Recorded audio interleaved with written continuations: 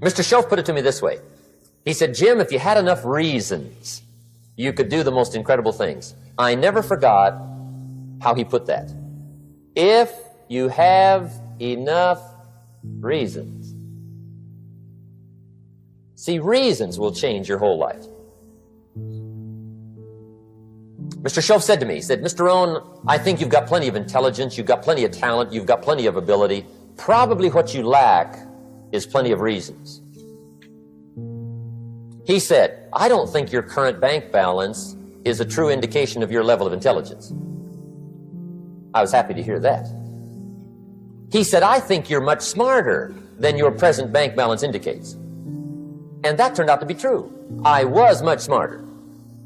But of course my first question was, well then why isn't it bigger? And he said, you don't have enough reasons.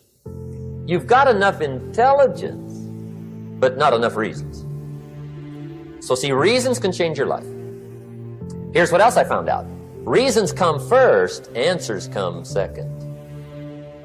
You don't get the answers to do well till you get the reasons. Life has a mysterious way of hanging on to all the answers and only gives them up to the people that are inspired by reasons. So reasons make the difference in how your life works out. Now, what are some of the reasons for doing well? Let's go through a quick list called Reasons for Doing Well. First is personal reasons. Some people do well for recognition. Some people do well for respect. Some people do well for the way it makes them feel. They love the feeling of being a winner. Those are good reasons. I have some millionaire friends that keep working 10, 12 hours a day, making more millions.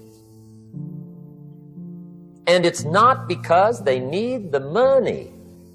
It's because they need the joy and the satisfaction and the pleasure that comes from being a constant winner. And see, it's not just the money anyway. It's the journey, not the money. Once in a while somebody says to me, boy, if I had $1 million, I'd never work another day in my life. That's probably why the good Lord sees to it they don't get their million, right? They'd quit. They'd quit. Okay. Next is family reasons. Some people do extremely well for other people, and that's powerful. Human beings can greatly affect each other. Sometimes we will do things for somebody else we will not do for ourselves. We're made that way. I met a man one time who said, Mr. Rohn, to do all the things I want to do with my family around the world, he said, I got to have at least $250,000 a year. I thought, incredible. Could a guy's family affect him that much? And the answer is, of course. How fortunate are the people that find themselves greatly affected by somebody for personal achievement. And we are affected. The writer of a recent song said, if not for you, the winter would hold no spring, couldn't hear a robin sing. I just wouldn't have a clue if not for you. So we can be affected. That might be one of the most stimulating reasons to do well, finding somebody. When Andrew Carnegie died, the wee little Scotsman that built the big steel industry, when he died, they opened up his desk. And in one of the desk drawers, they found a slip of paper. On that piece of paper, Mr. Carnegie had written his goal for his life. And he wrote it when he was in his 20s. And on that piece of paper, it said, I'm going to spend the first half of my life accumulating money. I'm going to spend the last half of my life giving it all away. What a goal. He got so inspired by that goal that the first half of his life, he accumulated $450 million. And the last half of his life, he gave it all away. Good question tonight. What's got you turned on? What's got you bombed out of sight to get up early and stay up late and hit it all day? Next question. What's got you turned off? When I found the answers to those two questions, my life exploded into change. I finally found out what had me turned off, and I got that cured. And then I got me a long enough list of reasons to turn me on. And once the lights went on for me, age 25, they've never gone out. I've fallen out of the sky a few times, but I've never lost that drive to make something unique out of my life. See, reasons altered my whole life. Now, there's another list of reasons called nitty-gritty. Hard little reasons.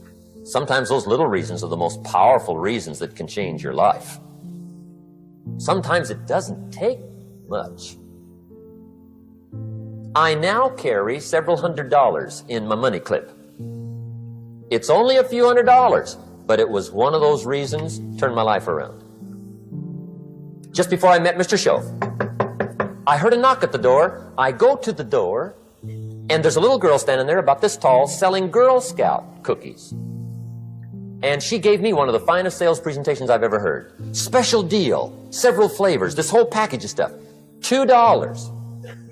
And with a big smile, she very politely asked me to buy. And I wanted to. Big problem. I'm broke.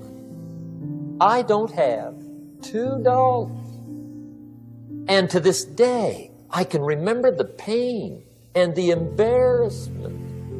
I'm a father, I'm a husband, I've been to college, I'm working, I'm 25, I don't have $2. And I didn't want to tell her that for some reason. So I did what I thought was next best. I lied to her. I said, hey, look, I've already bought lots of Girl Scout cookies. I've still got plenty stacked in the house, which was not true. But it seemed to get me off the hook for the moment. She said, well, gosh, that's wonderful. Thank you very much. And she went away. When she left, I closed the door, and that was the day I said to myself, I don't want to live like this anymore. I've had it with lying, and I've had it with being broke. I'm never going to let this happen to me ever again. I promised that day I would work as hard as possible and would always carry plenty. It took me a little while, but now I do. It was one of those reasons. And I guess I carry plenty for two reasons. One is the way it makes me feel, but also in case I bump into another Girl Scout selling cookies. Right? I'm ready.